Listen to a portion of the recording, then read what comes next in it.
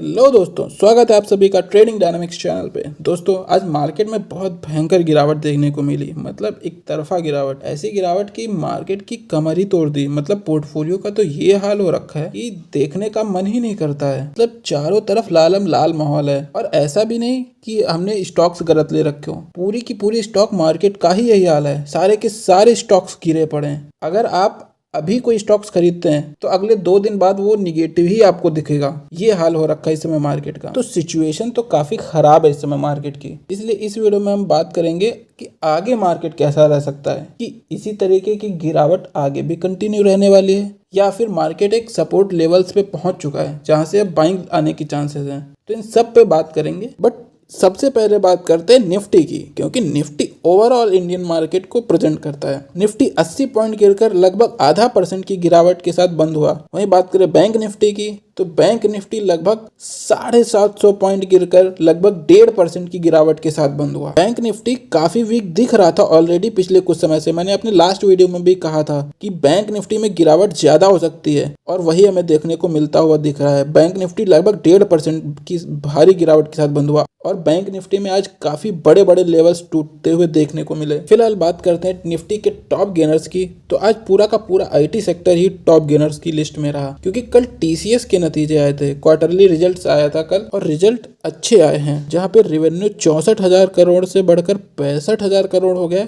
वहीं पे प्रॉफिट की बात करें तो प्रॉफिट 11,000 से 12,000 करोड़ प्रॉफिट हो चुका है। और रिजल्ट से भी अच्छा टीसीएस की कमेंट्री थी, और कमेंट्री में उन्होंने बताया 2025-2024 की कंपैरिजन में काफी बेहतर होने वाला है, और वो नए रिक्रूटमेंट की तरफ भी देख रहे हैं। तो ये चीजें इन्वेस्टर्स को काफी ज्यादा इंप्रेसिव लगी, जिसकी वजह से खुद टीसीएस तो 5.5% चढ़कर बंद ही हुआ।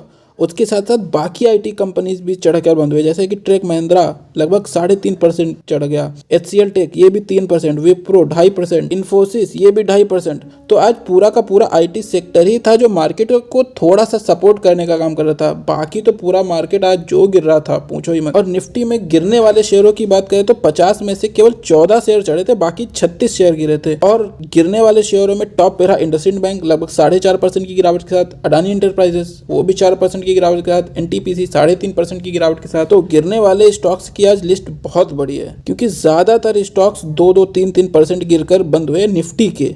और मिड कैप और स्मॉल कैप्स के स्टॉक की तो बात ही मत करिए, वहां पे तो 4%, 5% ये तो नॉर्मल गिरावट रही है आज के स्टॉक्स की। सेक्टर वाइज बात करें तो निफ्टी आईटी को छोड़कर बाकी सारे सेक्टर्स पिटे हुए हैं, और ये लगभग अपोजिट हुआ है। बाकी सारे सेक्टर्स लगभग 1.5%, 2%, 3% तक टूटे हुए हैं। वहीं पे निफ्टी आईटी आज लगभग 3.5% चढ़ गया, और निफ्टी आईटी ही था जो मार्केट को थोड़ा बहुत सपोर्ट कर रहा था, वरना बाकी सेक्टर्स तो लाल रंग में बहते हुए नजर आ रहे थे। और बात करें एफआईज की, तो एफआईज आज भी लगभग 2,200 करोड़ की सेलिंग करके गए हैं, जहां पे कल इन्होंने 7,000 करोड़ की सेलिंग की थी।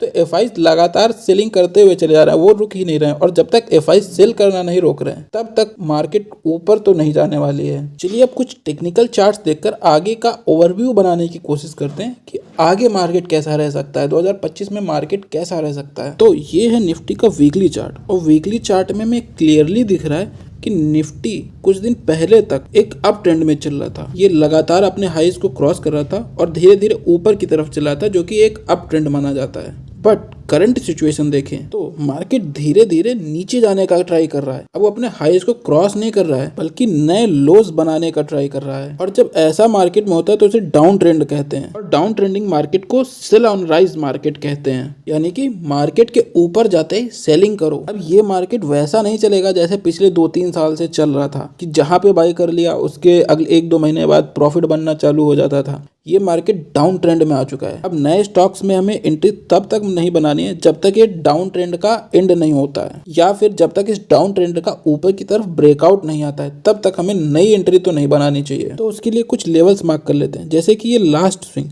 जो कि 24,500 का लेवल है, ये मार्क कर लेते हैं। जब तक मार्केट इसके नीचे रहता है तब तक ये सेल ऑन राइज मार्केट रहेगा, हमें कुछ नहीं करना है एज ए इन्वेस्टर। जब ये 24,500 के लेवल के ऊपर निकलने लगेगा तो फिर हम नई एंट्रीज बनाना चालू करेंगे, या फिर एवरेजिंग करना चालू करेंगे। अब देखते हैं बैंक निफ्टी का चार्ट। तो बैंक निफ्टी का चार्ट तो काफी ज्यादा डेंजरस दिख रहा है, क्योंकि इसमें तो क्लियरली ब्रेकडाउन दिख रहा है। बैंक निफ्टी आज 50,000 के लेवल को भी तोड़कर आज 48,000 के लेवल पे ट्रेड करता हुआ दिख रहा है, जो कि काफी ज्यादा डेंजरस है। तो बैंक निफ्टी का चार्ट देखकर तो हमें ये लग रहा है कि और भी ज्यादा गिरावट अभी आ सकती है आगे वाले दिनों में। तो अभी हमें बाइंग करने की बहुत ज्यादा हड़बड़ाहट नहीं दिखानी चाहिए, आराम से बाइंग करने का और भी मौका मिलेगा। बट अभी सिचुएशन ऐसी है कि थोड़ा सा रुक कर बाइंग करें, इतनी जल्दी ना करें, क्योंकि ये सेल ऑन राइज मार्केट हो चुका है। जैसे कि आज के दिन इतना बड़ा ब्रेकडाउन हुआ, इतनी बड़ी गिरावट आई है, तो अब अगले 1-2 हफ्ते क्या होगा कि मार्केट थोड़ा सा कंसोलिडेट करेगी, थोड़ा सा ऊपर जाएगी, लोगों को लगेगा कि मार्केट संभल चुकी है और लोग बाय करने लगेंगे। और फिर उसके बाद क्या होगा कि फिर मार्केट नीचे की तरफ चलना चालू करेगी, क्योंकि डाउन ट्रेंडिंग मार्केट में ऐसे ही शेयर्स चलते हैं। और इस समय इंडियन मार्केट में हमें निफ्टी और बैंक निफ्टी से ज्यादा करेक्शन मिड कैप और स्मॉल कैप में देखने को मिल सकता है, क्योंकि small cap and mid cap काफी ज्यादा ओवर वैल्यूड जोन में ट्रेड कर रहे थे, तो उनमें काफी बड़ा करेक्शन पेंडिंग था, जो कि अब आ रहा है। और बड़े करेक्शन इसी तरीके से आते हैं जब कई सारी निगेटिव चीजें एक साथ मिलकर मार्केट में आ रही हो। जैसे कि इस समय डॉलर लगातार मजबूत होता चला जा रहा है, इंडियन रुपीस वीक होता जा रहा है, इंडिया में इन्फ्लेशन भी धीरे धीरे बढ़ रही है, जीडीपी ग्रोथ स्लो होती चली जा रही है, कंपनीज के रिजल्ट्स उतने अच्छे आ नहीं रहे हैं। तो ये सारी चीजें मिला जुलाकर एक बड़े करेक्शन की तरफ जा रहे हैं। तो अभी हमें वेट करना चाहिए, बहुत जल्दबाजी में बाइंग नहीं करनी चाहिए, धीरे धीरे लॉट्स में बाइंग करते चलिए। और जब तक बहुत ज़्यादा ज़रूरी ना हो, शेयर्स को लॉस में सेल ना करें, क्योंकि अभी मार्केट निगेटिव है, कुछ महीने बाद सही हो जाएगी और पूरी मार्केट एक तरफ से रिकवर हो जाएगी। तो लॉस में स्टॉक्स को सेल मत करिए हो सके तो इस वीडियो के लिए इतना ही। उम्मीद है आपको ये वीडियो हेल्पफुल लगा होगा, तो इस वीडियो को लाइक करें एंड ऐसे और डेली मार्केट अपडेट्स के लिए चैनल को सब्सक्राइब कर लें।